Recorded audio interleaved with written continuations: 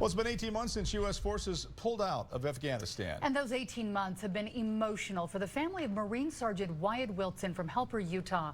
I sat down with Wyatt and his wife, Justice, to talk about the moments you don't see on TV. August 2021, Marine Sgt. Wyatt Wilson was moved from a base in Jordan to Afghanistan and Hamid Karzai Airport. This 18th or 19th, I got hey, I'm okay. Extremely tired, but we're doing okay. And just 6 days later, he sent me a text and said, I love you, just making sure you guys are good. Not long after that text, on August 26, a suicide bomber just feet from where Wilson was working at Abbey Gate took the lives of 13 U.S. service members and more than 100 civilians. I actually didn't even hear of the bombing incident until my mother-in-law actually called me and was trying to figure out if I had heard anything, and I was like, I haven't even watched the news. No, I don't know anything. And so that's when panic set in for me. No word from Wyatt, no call from the military. As deadly as today's attack was, News reports made it clear there were casualties, but the focus in Afghanistan was clearly on saving lives and securing the airport. Back home, Marine families were left in silence. I actually called the Landstuhl hospital in Germany, and I was like, is my husband there? Can you tell me anything about him? And so they informed me that they were going to Walter Reed. Welcome aboard at this time.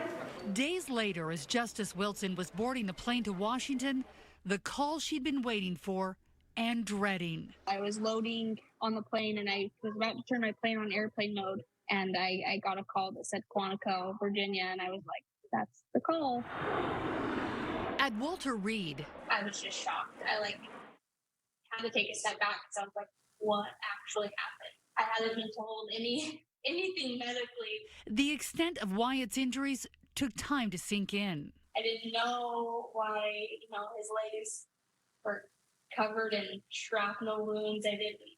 It was very scary.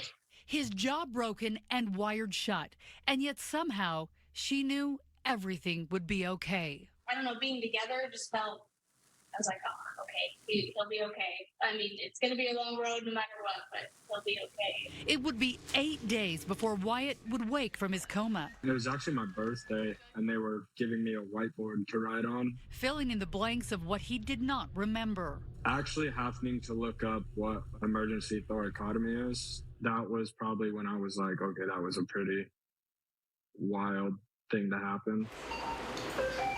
The doctor that performed it, him and his team, those are some bad dudes. And now, more than a year later, I probably still don't think my injuries are that bad because I lived through it.